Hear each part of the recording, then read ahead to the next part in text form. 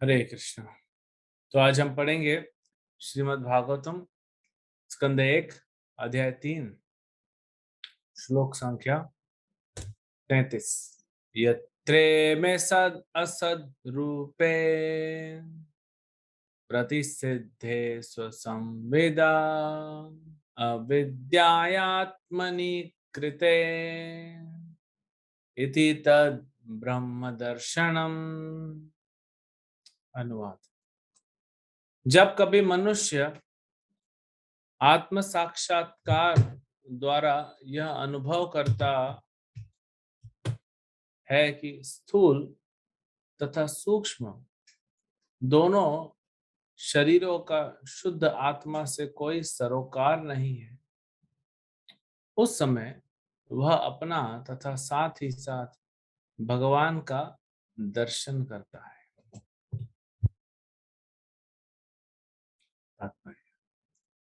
आत्म साक्षात्कार तथा मोह में यही अंतर है कि स्थूल तथा सूक्ष्म शरीरों के रूप में भौतिक शक्ति का क्षणिक या भ्रामक आरोपण आत्मा के बाह्य आवरण है।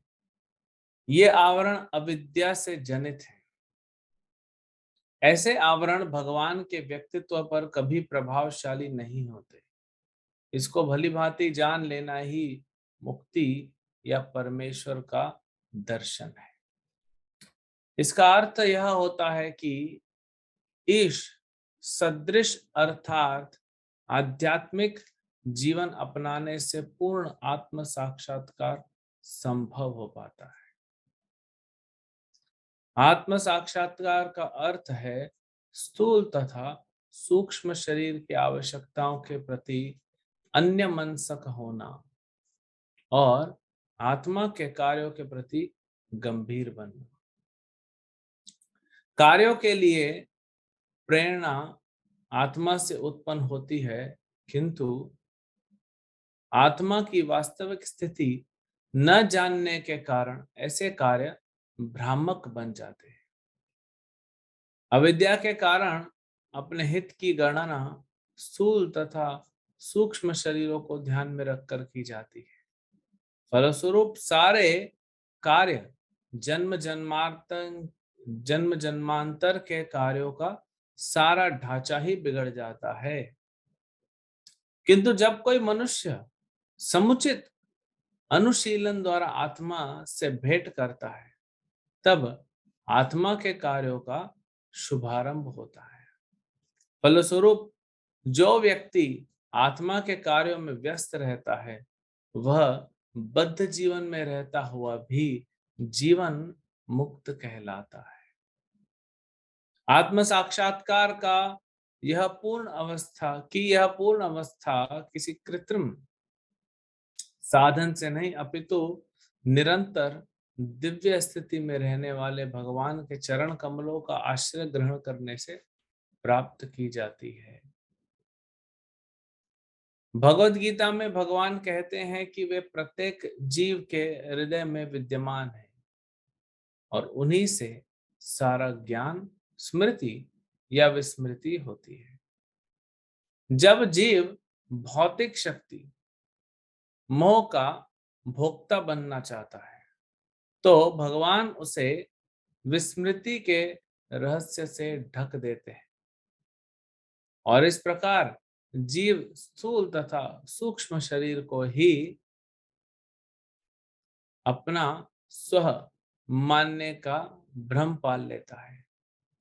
और जब दिव्य ज्ञान के अनुशीलन द्वारा जीव स्मृति के पाश से छूटने के लिए भगवान से प्रार्थना करता है, तो भगवान अपनी अहितु की कृपा से जीव के मोहजनित आवरण को हटा देते हैं और वह स्व की अनुभूति करने लगता है। फिर वह बद्ध जीवन से छूटकर अपनी शाश्वत वैज्ञानिक स्थिति में स्वयं को भगवान की सेवा में लगा लेता है। यह सब भगवान की बहिरंगा शक्ति के द्वारा या साक्षात अंतरंगा शक्ति के द्वारा संपन्न किया जाता है। यत्रे में सदसद रूपे प्रतिषिद्धे स्वसंविदा अविद्या या आत्मनि कृते इति तद ब्रह्म दर्शनम। तो अवतारों का वर्णन करने के बाद भगवान स्वयं कृष्ण हैं, उसके बाद अब ये सिद्धांत के बारे में बताया जा रहा है कि हम कैसे मुक्त हो सकते हैं। और ये बड़े सुंदर श्लोक हैं, ये अध्याय। इसके बाद तो फिर व्यासदेव जी भागवतम लिखने के लिए प्रेरित होंगे नारद मुनि द्वारा। तो देखिए, यहाँ पे बता रहे हैं कि कोई व्यक्ति आत्म साक्षात्कार से जब ये देखता है, क्या देखता है कि स्थूल शरीर और इसके अंदर बैठा हुआ सूक्ष्म शरीर, उसका आत्मा से कोई मतलब नहीं, कोई लेना देना नहीं। उसी को एक्चुअली आत्म साक्षात्कार कहते हैं। जैसे अभी ये तो आप लोग को पता है कि ये स्थूल शरीर है, जो दिखता है। और स्थूल शरीर बना हुआ है 5 तत्वों से, हाँ, भूमि, जल, अग्नि, वायु, आकाश। उसके अंदर सूक्ष्म शरीर है जो बना हुआ है 3 तत्वों से, मन, बुद्धि और अहंकार। और उसके अंदर हम रहते हैं, आत्मा, जो इसी को बंधन कहते हैं क्योंकि हम उसके अंदर हो गए हैं। हाँ, तो बंधन हो गया है। और आत्मा बनी हुई है सत, चित और आनंद से। तो भगवान, भगवत तत्व और आत्म तत्व दोनों ही सच्चिदानंद हैं, क्योंकि हम भगवान के अंश हैं। तो भगवान सच्चिदानंद है तो हम भी सच्चिदानंद ही होंगे। अब हो क्या रहा है कि हम अपने आप को शरीर मान बैठे हैं। असत्येर सत्य करिमानी, जो हम नहीं हैं उसको हम मान बैठे हैं। तो बताइए कैसे हमको संसार में सुख, शांति, आनंद मिल सकता है।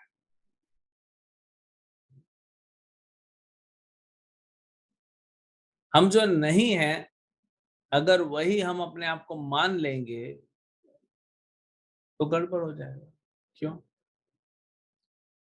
अगर मैं ये सोच लूं कि मैं शरीर हूं, तो मैं अपना पूरा एनर्जी, पूरी शक्ति, पूरी ऊर्जा, धन, संपत्ति, सब कुछ लगा दूंगा इस शरीर को ठीक करने में, इस शरीर की सेवा करने में, है ना? तो मेरी एनर्जी तो पूरी खत्म हो जाएगी शरीर के लिए। लेकिन मैं तो शरीर हूं नहीं, मैं तो शरीर नहीं हूं। तो मैंने जहां इन्वेस्ट किया उससे तो फायदा नहीं मिलेगा ना मेरे को।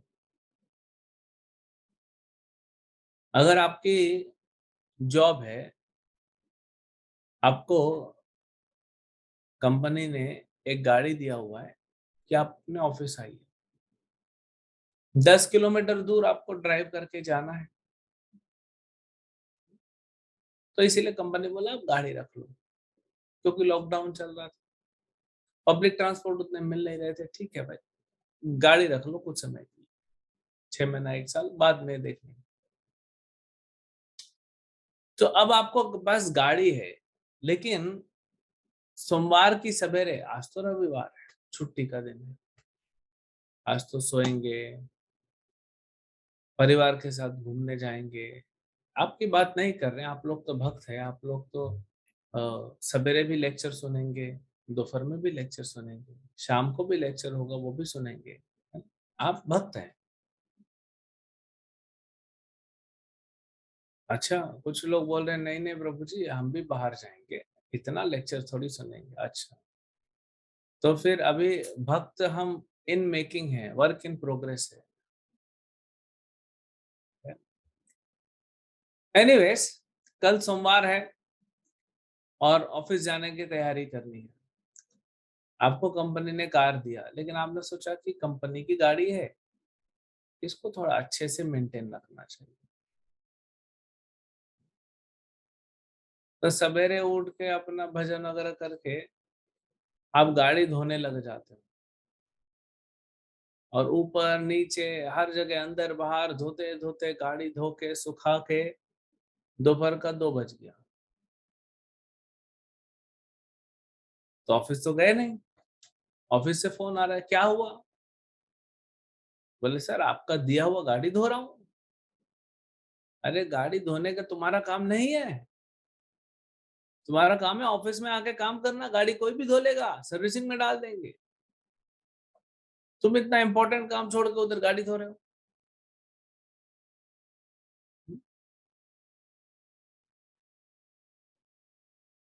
तो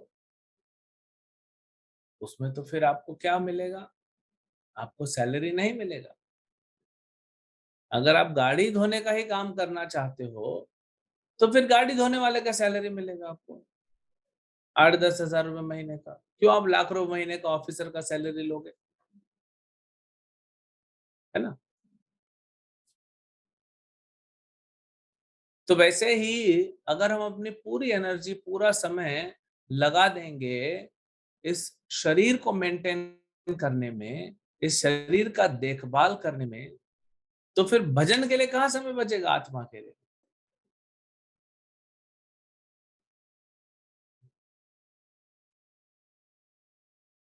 तो यही अज्ञानता है। अविद्या काम कर्म भी, यही अविद्या, यही अज्ञानता है। हम समझ ही नहीं पा रहे हैं कि हम है कौन। पहले तो वो पता लगाना। इसलिए भगवत गीता में भी भगवान ने पहला उपदेश जो दिया अर्जुन को, देहिनो अस्मिन् यथा देहे कौमारम यौवनम जरा तथा देहांतर प्राप्तिर धीरस्तत्र न मुह्यति। सबसे पहला ये उपदेश है कि तुम शरीर नहीं हो। पहले तो अपने आप को शरीर सोचना बंद करो। आप कार धोते रह जाओगे, आपका बॉस बोल देगा कि तुम वर्कर नहीं हो, तुम एक ऑफिसर हो। ऑफिस में आओ, काम करो, ये तुम्हारा काम नहीं है कार धोने का।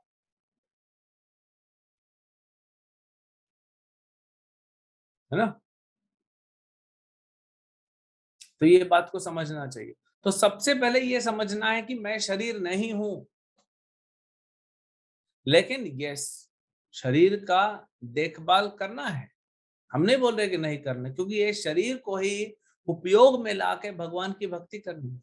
लेकिन पहले समझ जाएं कि न तो मैं स्थूल शरीर हूं, न मैं सूक्ष्म शरीर हूं। मैं कौन हूं? मैं आत्मा हूं। और मैंने ये धारण कर लिया है, या हमने स्वेच्छा से तो नहीं धारण किया है, या ये कहना चाहिए कि आत्मा को ये स्थूल शरीर और सूक्ष्म शरीर के थैले में अंदर डाल दिया है। अब आत्मा निकलना चाहता है लेकिन निकल नहीं पा रहा। हाँ, देवी ऐसा गुणमयी मम माया दुरत्तया, नहीं निकल सकते। प्रभु कैसे? कुछ तो रास्ता निकालिए। है रास्ता, मामेव ये प्रपद्यन्ते मायाम एताम तरन्ति थे। मेरी शरण लो, मेरे भक्तों की शरण लो, भक्ति करो, बाहर बाहर निकल जाओगे। बंधन तो मैं खत्म कर दूंगा। वो है। तो यहाँ पे जो बताया गया है कि सबसे पहले इसको समझे कि हम कौन है। देखिए, आप समझ गए आत्मा है तो आप क्या करोगे? आत्मा है, आपके ऊपर सूक्ष्म शरीर है, सूक्ष्म शरीर के ऊपर स्थूल शरीर है। हाँ? तो तीनों का ही ध्यान रखोगे, लेकिन ज्यादा एनर्जी कहाँ लगाओगे? जैसे देखिए, आत्मा को कपड़े की जरूरत नहीं है। ऐसा कोई दुकान तो अभी तक खुला नहीं है, हमको नहीं पता आप लोग के शहर में, बॉम्बे में तो नहीं है, कि उसमें लिखा हो कि आत्मा के लिए वस्त्र खरीदिए। हाँ, 100 रुपये मीटर, 200 रुपये मीटर, अलग अलग कलर, कॉटन का, सिल्क का, polyester mix, non polyester mix, ये तो सब। ऐसा आत्मा के लिए कपड़े तो आते नहीं। सूक्ष्म शरीर के लिए भी कपड़े नहीं आते हैं। तो इसका मतलब क्या है कि हम आत्मा है, इसीलिए हम स्थूल शरीर को भी कपड़े ना पहनाएं? नहीं। तो स्थूल शरीर को क्या क्या आवश्यकता है? उसको कपड़ा दीजिए, उसको खाना खिलाइए, उसको आराम देना पड़ेगा। हम्म, थोड़ा बहुत मेंटेनेंस करना पड़ेगा, है ना? ऐसा थोड़ी कि नहाएंगे ही नहीं। मैं आत्मा हूँ। हाँ, आप अगर उस स्तर पे हो जड़ भारत के जैसा, तो फिर ठीक है, आप मत नहाओ, चलेगा। लेकिन हम थोड़ा बहुत अपना मेंटेन करके और क्या करेंगे? ये हो गया स्थूल शरीर का। फिर सूक्ष्म शरीर को कुछ देना है, मन को कुछ देना है, बुद्धि को कुछ देना है, अहंकार को कुछ देना है। तो मन को क्या देना है? मन को बोलना है, ये हरे कृष्ण महामंत्र पकड़ो और जप करते रहो। इधर उधर कहीं नहीं जाना बेटा, यहीं बैठो। तुम जाओगे तो थप्पड़ पड़ेगी। चुप बैठो यहाँ पे और जप करो। तो मन का पोषण इसी में हो जाता है। बुद्धि का पोषण होता है, बुद्धि को बोलो तुमको भी किधर नहीं जाना है, हाँ? लेक्चर सुनना है, गीता पढ़ना है, भागवत पढ़ना है। उस समय यहीं रहना है, उस समय कहीं बाहर नहीं जाना है, हाँ? और रहा अहंकार, अहंकार को बोलो कि ये मिथ्या अहंकार है, अहंकार को शुद्ध करना पड़ेगा। अहंकार को वैष्णवों और भगवान के चरणों में झुकाइए, तोड़िए उसको। नहीं नहीं प्रभु जी, लेकिन उसको दुख लगेगा। हम्म, ऐसे कैसे हम तोड़ दें उसको? अखरोट देखा? अखरोट वो पूरा वाला आता है, हाँ? समझ रहे ना कैसा अखरोट? दिखाओ, ये अखरोट है ना। अब जब तक इसको मैं तोड़ूंगा नहीं, तो खाऊंगा क्या? तो तोड़ना पड़ेगा। तो ये अहंकार को तोड़ना पड़ेगा हमारे। जब तक तोड़ेंगे नहीं, या तो हम तोड़े, या तो गुरु तोड़े, या तो भगवान तोड़े, या तो माया तोड़े, तोड़ना तो है उसको। स्वेच्छा से तोड़ोगे तो दुख कम होगा। गुरु के पास जाओगे तो गुरु तोड़ेंगे, अब माया तोड़ेगी तो माया तो तोड़ ही रही है, हाँ? लेकिन जब तक इसको तोड़ेंगे नहीं, इसके अंदर का फल नहीं खा पाओगे। तो मिथ्या अहंकार को खत्म करना है और आत्मा को पोषण देना है भक्ति से। तो सबको अपना अपना हिस्सा मिलना चाहिए। हम नहीं बोल रहे, शास्त्र कभी नहीं बोल रहे कि आप शरीर का ध्यान मत रखो, लेकिन आप सवेरे 5 बजे जप करना है, 4:30 बजे मंगल आरती करनी है, 4 बजे उठ के नहा धो के, और आप सोच रहे हैं कि मैं कोट पहनूं, टाई पहनूं, हैट पहनूं, गॉगल पहनूं, फिर चैंटिंग करूं, वो तो जरूरत नहीं ना। वो तो जरूरत नहीं है ना।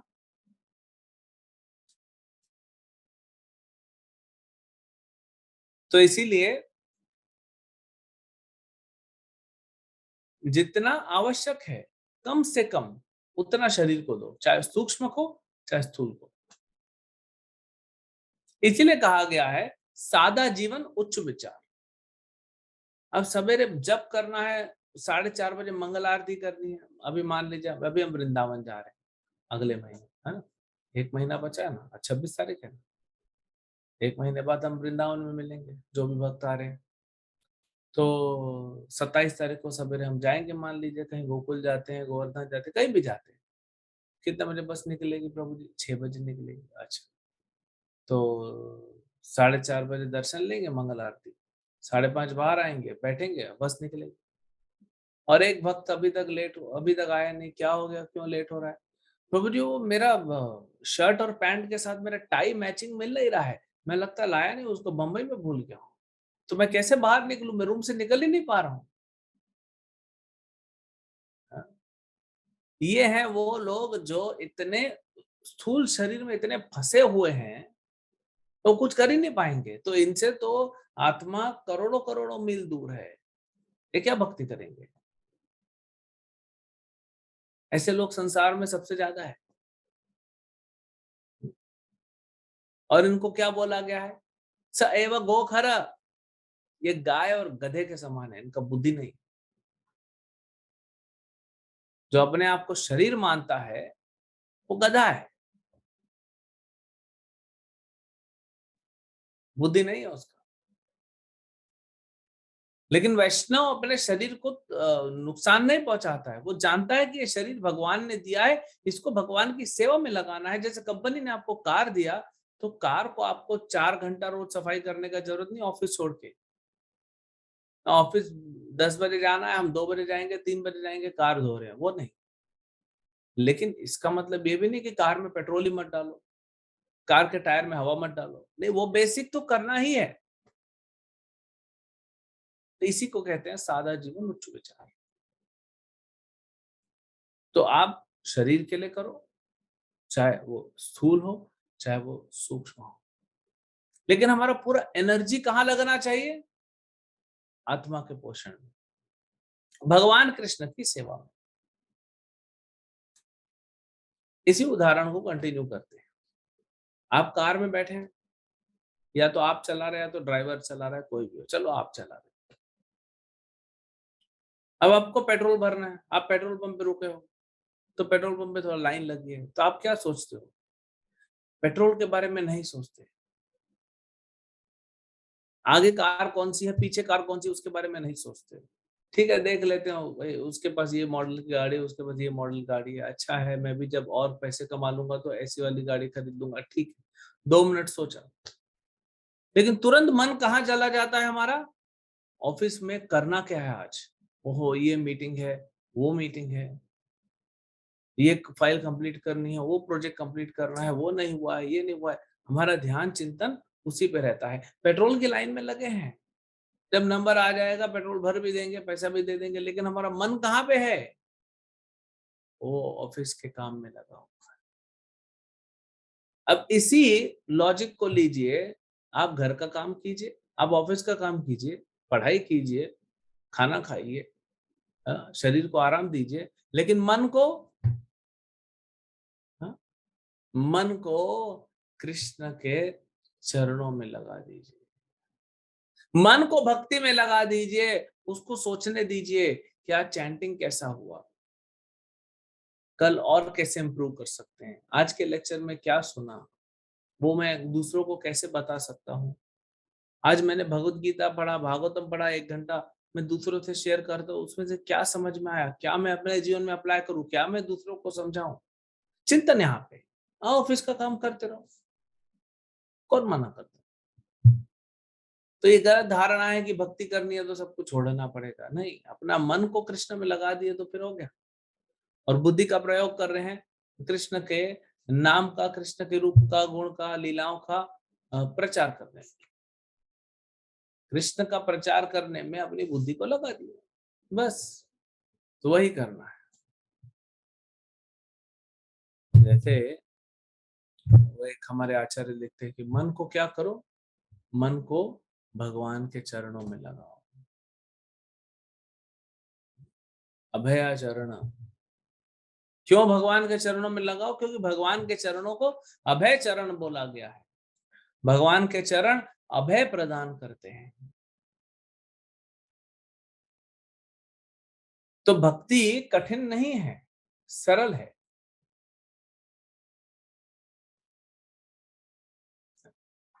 जब आप किसी, आपका कोई काम होता है, छोटा है, तो उसके बारे में सोचते रहते हैं। माताएं हैं घर में, कुकिंग करते रहती है, सब्जी काटते रहती है, चपाती बनाते रहती है, लेकिन सोचते रहती है।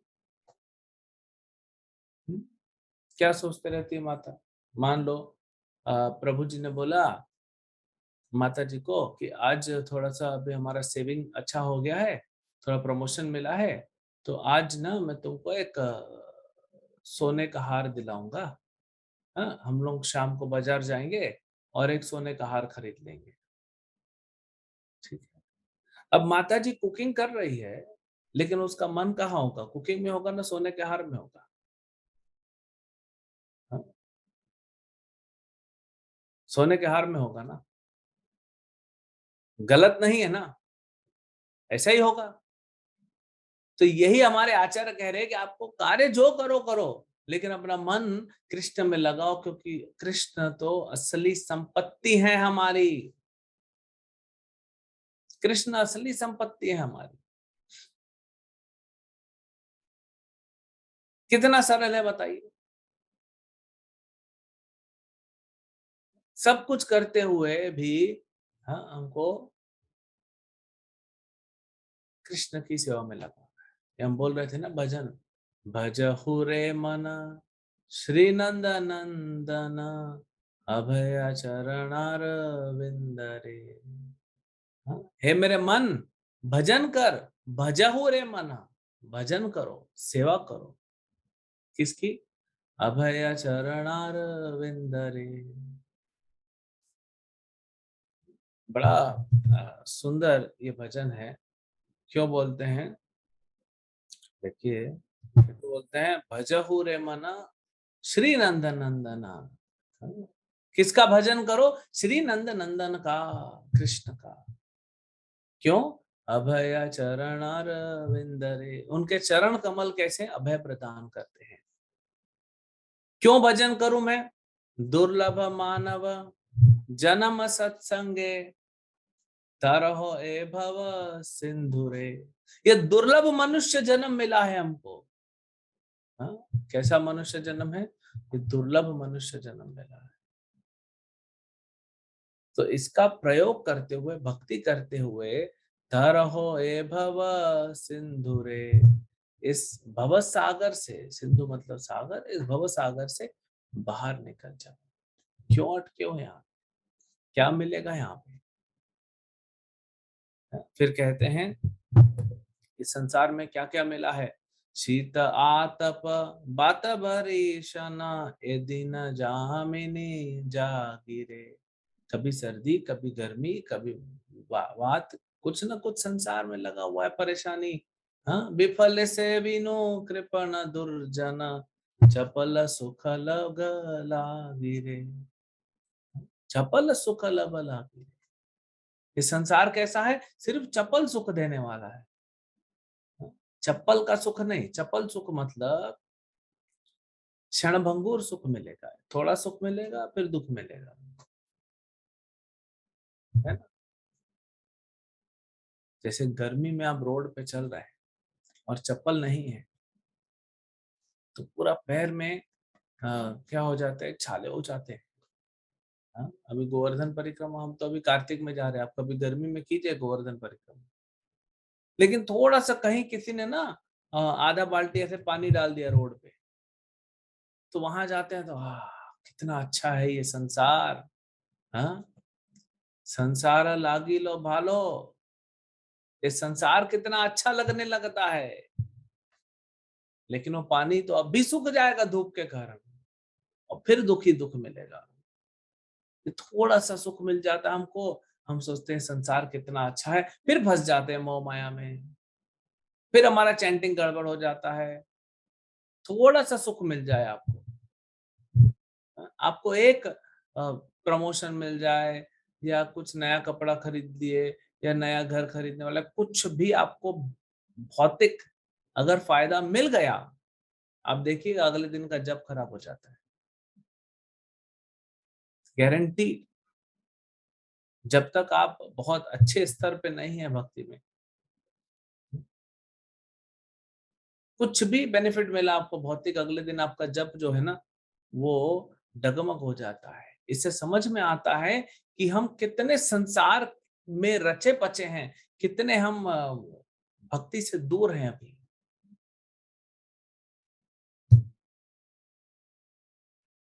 कभी देखिएगा, सुख मिलने पे अगले दिन हमारा चैंटिंग का क्या हालत होता है।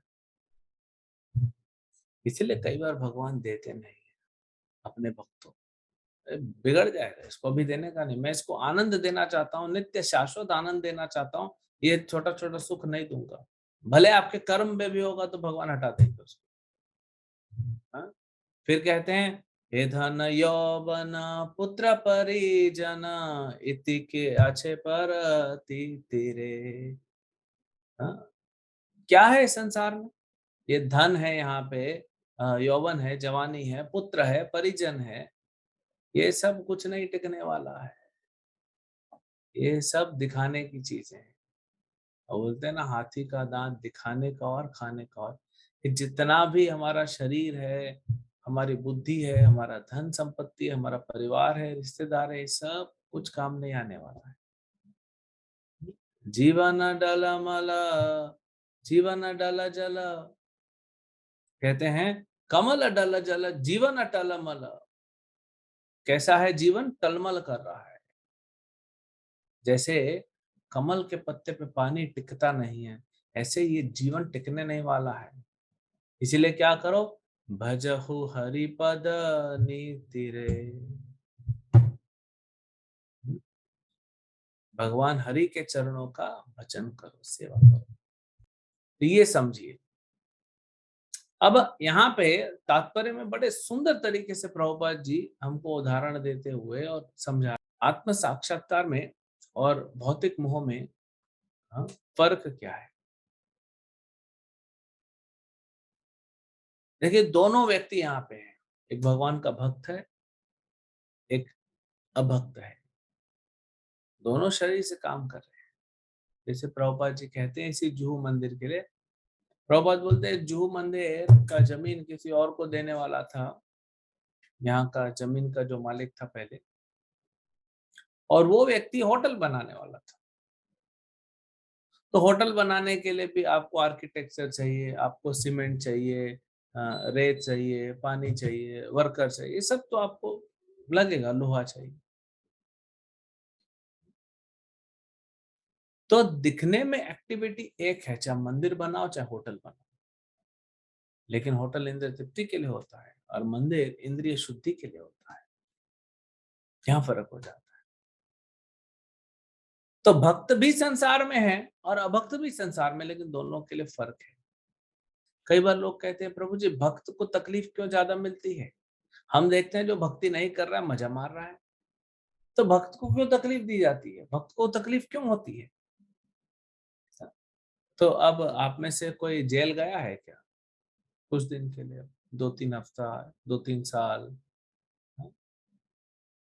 तो अगर कोई व्यक्ति जेल जाता है, मान लीजिए, आप लोग तो नहीं कहोगे, भारत में बड़ा चीज होता है जेल जाना, लेकिन अगर मान लीजिए दो व्यक्ति, दोनों पार्टनर हैं और दोनों ने क्राइम किया, दोनों ने क्या किया?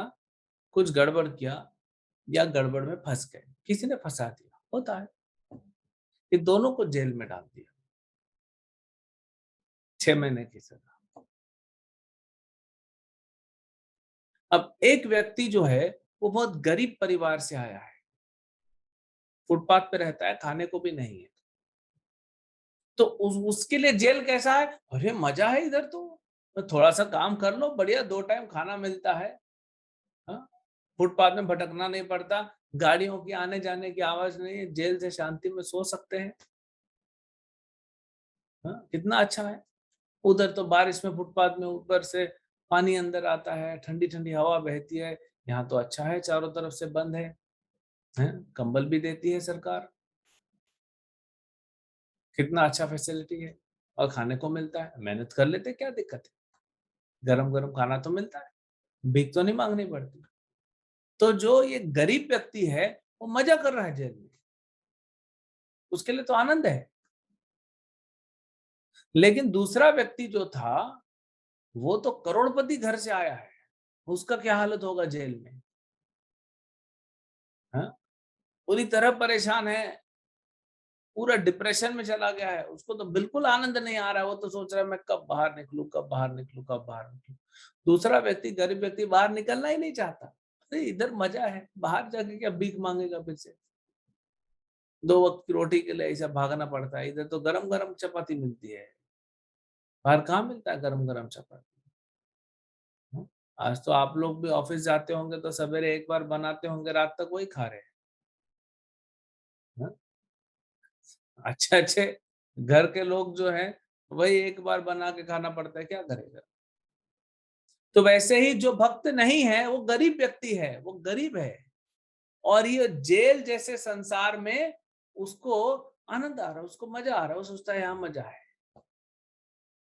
लेकिन जो भक्त है वो उस करोड़पति व्यक्ति जैसा है, क्योंकि हम तो लक्ष्मीपति के बच्चे हैं ना, जो भक्ति करेगा वो तो समझ जाएगा कि मैं लक्ष्मीपति का बच्चा हूँ। उसको इस जेल में क्या आनंद आएगा, इसीलिए भक्त को दुःख लगता है और भक्त यहाँ से फटाफट निकलना चाहता है, इधर रुकना नहीं चाहता। तो निकलने का इच्छा कब होगा? कुछ लोग बोलते हैं भक्ति करने का उत्साह नहीं आ रहा है। वो बोलेगा भक्ति करने का उत्साह नहीं आ रहा है प्रभु जी। कभी-कभी अच्छा लगता है जब करना, कभी-कभी अच्छा नहीं लगता। यस, क्योंकि आप अभी तक ये समझ नहीं पा रहे हैं कि आप कौन हैं।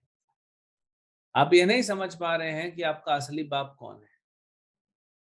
आपको पता पड़ जाए कि आपका पिताजी जो है वो अरबपति है, तो आप तो भाग जाओगे, तुरंत उसके मिलने के लिए तड़पोगे। मान लीजिए आप बचपन से किसी घर में रहे, पले-बड़े, मिडिल क्लास फैमिली है, एक चॉकलेट हफ्ते में 1 ही चॉकलेट मिलती है।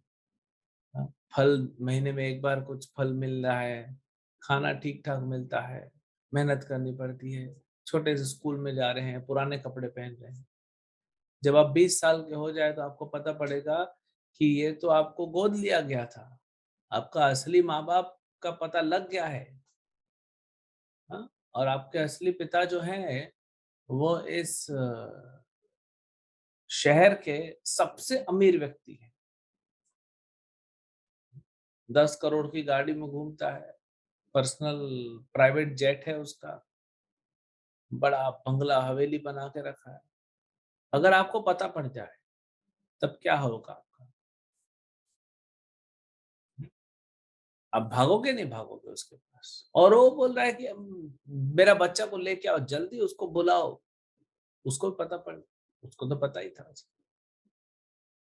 तो वैसे ही हमारे भगवान हैं, राधा रास बिहारी जो हमारे माता-पिता हैं, उनके पास आनंद ही आनंद है भरपूर। अगर ये हम समझ जाएँगे तो फिर इस संसार में रहने का मज़ा नहीं आएगा। फिर जाने का रास्ता क्या है? हरे कृष्ण, कृष्ण कृष्ण हरे हरे, हरे राम, राम राम हरे हरे। फिर जल्दी-जल्दी उत्साह से भक्ति करेंगे। फिर आप ऐसे नहीं करोगे कृष्णा, हरे कृष्णा, फिर ऐसे जब थोड़ी करोगे। जब आपको पता पड़ जाएगा आपका बाप कौन है, तो फिर आप क्या धीरे-धीरे जाओगे? नहीं, भागोगे, स्पीड भागोगे। हाँ, जैसे-तैसे वहाँ पहुँचना है। एक तो ये इससे उत्साह आएगा। दूसरा है कि आपके पीछे आप घूमने के लिए गए, राजस्थान में आप जैसलमेर चले गए घूमने के लिए और जैसलमेर से घूमते-घूमते पैदल चलते-चलते आगे चले गए और आपको पता भी नहीं पड़ा कि आप तो पड़ोसी देश के अंदर घुस गए, बॉर्डर पार कर दिया, पता ही नहीं पड़ा, टहलते-टहलते आ गए। हुँ, और जब पता पड़ा तो देखे कि 4 लोग हाँ, आपके पीछे आ रहे तलवार लेके, तो कैसे भागोगे वहाँ से? अपने देश में आने के लिए कैसे भागोगे? ये पराया देश है, ये भौतिक संसार पराया देश है। यमदूत आ रहे हैं यहाँ पे भाला तलवार लेके आपके पीछे, लगे पड़े हैं वो तो और छुपे हुए हैं, कभी भी अटैक कर देंगे कहीं से, कभी मृत्यु आ जाएगी, थोड़ी पता हमको कहाँ से आएगी। वो लोग हमेशा हमारे आस-पास रहते हैं। हाँ, तलवार सर पे लटक रही है, यमदूत आगे-पीछे घूम रहे हैं। तो कितना जल्दी से हमको भागना चाहिए अपने घर, लेकिन वो नहीं समझ रहे हैं। हमको लगता है ओह! ये अच्छा, यमदूत अंकल आए हैं, कोई बात नहीं, तो हमारे चाचा है और उसके साथ दोस्ती बना रहे हो। दोस्ती भी होगा तो मारेगा ज़रूर। तो ये हम समझ नहीं रहे हैं कि एक तो ये संसार में दुःख बहुत है। दूसरा, हमारा असली घर जो है भगवान का धाम है, वहाँ परम आनंद है। ये 2 चीज़ें हमको समझनी है, तब हम जाएँगे। हुँ, तो ये बात जब आएगी ना आपको समझ में, तब आप उत्साह से भक्ति करेंगे। तब आप ये नहीं सोच आज हम जब छोड़ देते हैं एक दिन, है ना? शाम को कर लेंगे। आज रीडिंग नहीं किया, ठीक है, कल कर लेंगे रीडिंग। हाँ, तो उत्साह क्यों कम होता है? क्योंकि ये 2 चीज़ हम नहीं समझ पा रहे हैं। इसीलिए थोड़ा-सा जीवन में दुःख मिल जाए तो फिर भक्ति करने में आ जाते हैं। हाँ, वही तो कृष्ण करते हैं। जब देखते हैं कि अरे ये भक्त अच्छा भक्ति कर रहा था, अभी सडनली इसका उत्साह कम हो रहा है, अपनी बहन को बोलेंगे, माया देवी बहन है, योग माया बहन है, उन्हीं की विस्तार है महामाया, बोलेंगे थोड़ा थोड़ा इसको करो कुछ। फिर सडनली आपके जीवन में दुख आ जाएगा, फिर आओगे प्रभु जी क्या करूं, कुछ मत करो, जो बताया गया वही करो, हरे कृष्ण जप करो, गीता भागवत पढ़ो, लेक्चर सुनो।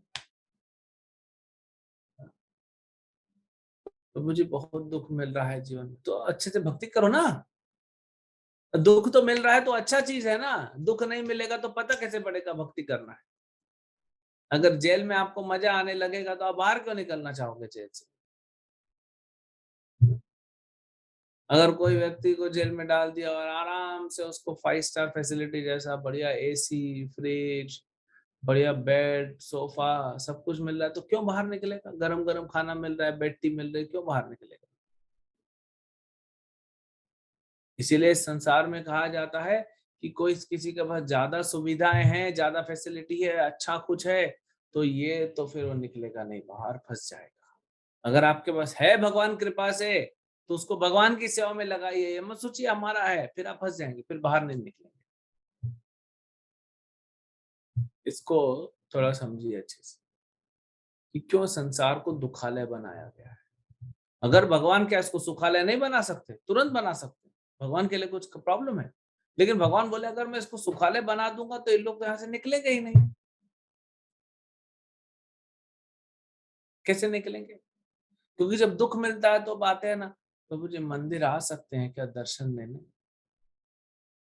आइए आइए। हाँ? और फिर भगवान राधा रासबेरी के सामने खड़े होकर बड़ा प्रार्थना करते हैं, रोना निकल जाता है। तो ये नहीं होगा तो आओगे कैसे रासबिहारी के पास। सोचिए, नया गाड़ी खरीदेंगे, प्रभु जी ने माता जी को सोने का हार गिफ्ट किया, प्रभु जी का प्रमोशन हो गया, ये सब रासबिहारी का याद आएगा ये सब होने से। ठीक है, दिखाने के लिए आ जाएंगे, चलो पूजा करा लेते हैं रासबिहारी मंदिर में जाके, हम गाड़ी का पूजा करा लेते हैं। क्यों क्यों गाड़ी का पूजा करा रहे हैं। ये नहीं कि भगवान को गाड़ी अर्पित करनी है, अगर एक्सीडेंट वगैरह ना हो जाए, गाड़ी को कुछ हो ना जाए, गाड़ी में इतना आसक्ति हो जाती है कि गाड़ी को कुछ नहीं होना चाहिए, गाड़ी का पूजा कराओ। अरे भाई अपना भी पूजा कर लो थोड़ा। हाँ, थोड़ा जप कर लो। नहीं नहीं, गाड़ी का पूजा पहले कर, गाड़ी को कुछ होना चाहिए, गाड़ी का पेंट खराब नहीं होना चाहिए, स्क्रैच नहीं होना चाहिए, गाड़ी के ऊपर फाइन नहीं लगना चाहिए, कभी रॉन्ग पार्किंग में रखें तो टो नहीं करके जाए, इसीलिए पूजा कराते गाड़ी की। तो अगर भगवान इसको सुखालय बना देंगे तो फिर तो आप निकलने का प्रयास भी नहीं करोगे, इसीलिए दुख है यहाँ। कैसे निकलना है तो उसको हमको समझना है। अब ये मैंने 2 बार समझाया इसको, आप देखिएगा जिस दिन आपके जीवन में सुख मिल गया ना, आपका जप नहीं होता है, खराब हो जाता है, क्वालिटी नहीं आती, भगवान पे वो निर्भरता नहीं आती। हाँ, अगर आप बहुत ऊंचे श्रेणी के भक्त हैं नो प्रॉब्लम, लेकिन पाया नहीं होता, वो निर्भरता नहीं आती। आपको लगता है हाँ मुझे मिल गया ना फैसिलिटी, अब क्यों मुझे किसी पे निर्भर होना। तो यही चीज को अगर हम समझ जाएं और कन्विंस हो जाएं तो आप मुक्त हो गए। क्या समझना है कि मैं शरीर नहीं हूं, न स्थूल न सूक्ष्म, मैं आत्मा हूं। यह संसार दुखालय है, ये हमारा घर नहीं, हमारा घर भगवान का धाम है। आप इतना समझ गए, जीवन मुक्त से उच्चते, आप मुक्त हो गए। इस संसार में जीते जीते आप मुक्त हो चुके हो। अब क्या करोगे, आप अपना मन, बुद्धि, अहंकार, शरीर, वचन, ये सब भगवान की सेवा में आप लगा दोगे, क्योंकि समझ गए आप। ये सब समझने के बाद आप कर पाओगे, और इसी को आत्म साक्षात्कार कहते हैं, इसी को मुक्ति कहते हैं। मुक्ति मतलब क्या है, मुक्ति मतलब भगवान की सेवा में रहना। क्योंकि मुक्ति करके जाएंगे वैकुंठ तो क्या करेंगे, भगवान की सेवा करेंगे। यहीं अगर आप पूर्ण रूप से भगवान की सेवा में लग जाओ तो आप मुक्त हो। शरीर आध्यात्मिक हो या भौतिक हो, उससे वो तो सेकेंडरी हो गया। अगर आप सेवा में लगे हो भगवान की तो आप मुक्त हो। भगवान की सेवा करना ही मुक्ति है। अभी पूरे तात्पर्य में प्रभुपाद जी यही समझाते हैं कि जो है मुक्ति कैसे प्राप्त करें और दुख क्यों मिलता है। अब प्रभुपाद बोलते हैं कि अ, ये जो स्थिति है आत्म साक्षात्कार की, ये मुक्ति वाली स्थिति, ये आप बाह्य रूप से सिर्फ प्रैक्टिस करके नहीं ला सकते। इसको आपको अपने अंदर से, अपने हृदय से भगवान कृष्ण की शरण लेनी पड़ेगी, उनके चरणों की। भजहु रे मन श्री नंद नंदन अभय चरणार विंदरे। भगवान के कमल चरणों की आपको आश्रय लेना पड़ेगा, सीरियसली, मैकेनिकली नहीं, बाहर से दिखावे के लिए नहीं।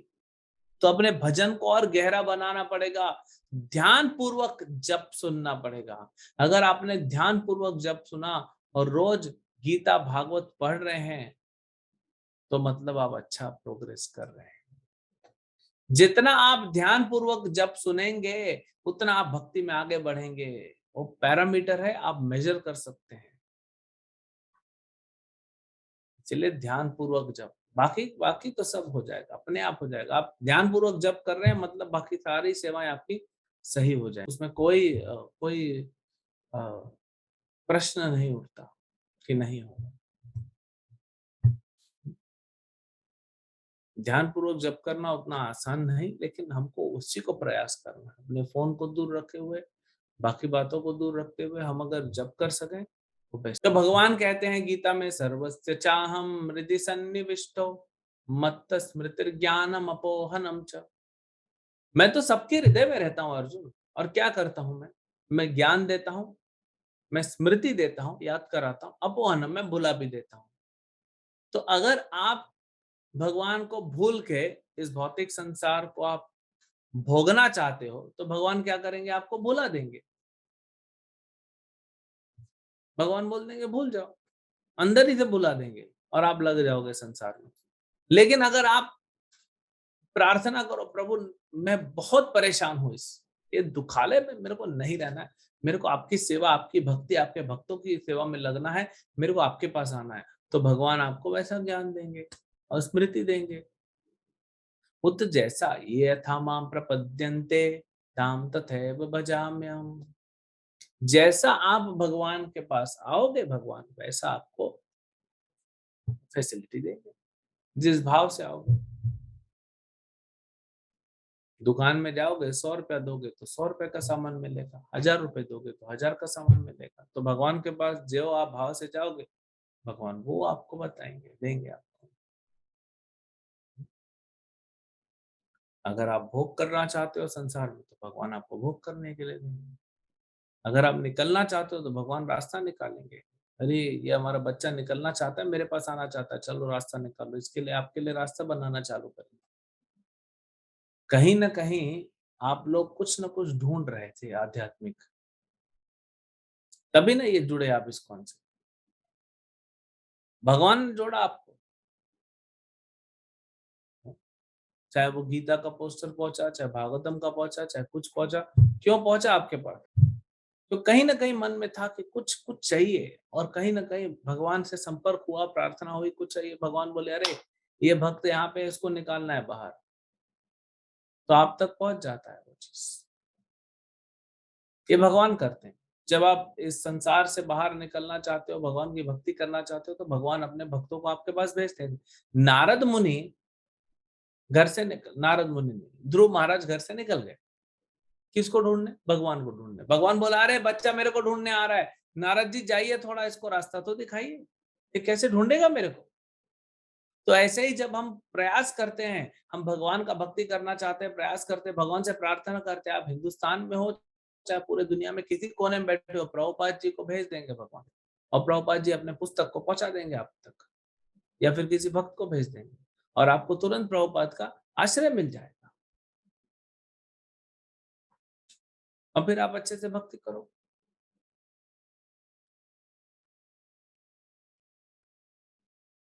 ऐसे हो सिस्टम है। तो इसीलिए हमको भगवान को प्रार्थना किया है, आए हैं, अब उसको सीरियसली लीजिए। अब ये मौका मिला है आपको, इसको प्लीज हाथ से मत गंवाइए। मौका बार बार नहीं मिलेगा, है ना। और जैसे जैसे कलयुग बढ़ता जाएगा, दुख बढ़ता जाएगा, तकलीफ बढ़ता जाएगा। तो इसीलिए जितना अच्छे से अभी भक्ति भजन करें उतना करिए और निकल जाए। हरे कृष्ण। श्रील प्रभुपाद की जय। ग्रंथराज श्रीमद् भागवतम। हरे कृष्णा। अभी प्रभु दंडवत। तो ये मेरा ये क्वेश्चन था, जैसा आपने बोला कि अपने पूरे शरीर को भगवान की सेवा में लगाना चाहिए, तो अहंकार को कैसे लगा सकते हैं प्रभु जी? मैंने बोला अहंकार को झुका के, अहंकार को शुद्ध करना है। शुद्ध कैसे होगा? वैष्णव की भगवान की सेवा करेंगे अपने सर को झुका के। सर को झुकाने का क्या मतलब है? ऐसे करके जप करूं? नहीं, सर को झुकाने का मतलब है जो भगवान कह रहे हैं, जो वैष्णव कह रहे हैं, हमको अच्छा लगे ना लगे, हमको पालन करना है। जब आप अपने पर्सनल इंटरेस्ट को साइड में रख के भगवान जो बोल रहे हैं वो पालन करोगे तो आपका अहंकार शुद्ध होता है। अहंकार मतलब क्या है कि जो मैं सोच रहा हूं वही सही है, लेकिन फिर आप सोचते हो अरे मैंने तो बहुत सारी चीजें सोची, सही तो कुछ निकला नहीं, दुख ही दुख मिला, गड़बड़ हो गई। हाँ, तो अब देखता हूँ भक्तों को और भगवान को फॉलो करके। तो अपने आइडियाज को, पर्सनल चीजों को साइड में रखो और जो भगवान बोल रहे वो करो, उसमें अहंकार शुद्ध होता है। और ये नहीं बोल रहे हैं कि आपको ऐसा करना, पूरा सरेंडर अभी नहीं है हमारा। तो क्या करना चाहिए? आपका जो आइडिया अभी कैसे करेंगे आज की सिचुएशन में? मेरा आइडिया है प्रभु जी ये, अब आप बताइए इसको मैं कृष्ण भक्ति के साथ कैसे जोड़ूं, तो आपको वो गाइडेंस किया जाएगा। हाँ, अगर कोई बोलेगा व्यक्ति कि प्रभु जी मेरा ना ये जॉब लग रहा है, मुझे कंपनी से ऑफर आ रहा है, तो मैं जॉब करूं, तो कैसे करूं? वहां पे फिर भक्ति कैसे होगी? फिर आपको जोड़ा जाएगा वहां पे भक्तों के संग से। आप भक्ति करते रहेंगे, जॉब करते रहो, भक्ति करते रहो। लेकिन अगर कोई व्यक्ति बोलेगा प्रभु जी मेरे को ना 2 सिगरेट रोज का पीना है, तो कैसे मैं कृष्ण से जोड़ू? कृष्ण को भोग लगा सकते हैं क्या? सिगरेट तो जला के लगाऊं कि बिना जलाए लगाऊं? तो वो फिर आपको बोला जाएगा नहीं, ये पूरी तरह वर्जित है, ये नहीं कर सकते आप। तो फिर आप उसको छोड़ देंगे तो अहंकार शुद्ध होगा, और नहीं छोड़ेंगे तो अहंकार बढ़ेगा। अपने आइडेंटिटी, अपने आइडियाज को हमको कैसे भगवान से जोड़ना है या फिर पूरी तरह छोड़ के भगवान की सेवा करनी है, वो ऐसे अहंकार आपका शुद्ध होगा। ठीक है, नेक्स्ट। हरे कृष्णा प्रभु जी। हम भक्ति में अभी रुचि आने लगा है, अच्छा लगता है, श्रद्धा होता है, लेकिन कोई कुछ बोल देगा तो थोड़ा गुस्सा आ जाता है, मोह लोभ तो छूटता ही नहीं है। तो ये क्या कलयुग का प्रभाव है? क्या हमारा भक्ति प्रपर नहीं है? ये तो हमारा अहंकार है और कुछ नहीं है। तो ये धीरे धीरे शुद्ध होगा माता जी, इमीडिएटली नहीं होता है। आप करते रहिए, है ना, थोड़ा। ये भी शुद्धिकरण है आपका। आपको किसी ने बोल दिया दुख लग रहा है तो ठीक है, ये भी शुद्धिकरण है। अहंकार को ठेस पहुंचती तो हमें दुख लगता है ना। तो ये थोड़ा धीरे धीरे जाएगा, आप इसका चिंता मत कीजिए। ठीक है। हरे कृष्ण। श्रील प्रभुपाद की जय। ग्रंथराज श्रीमद् भागवतम की जय।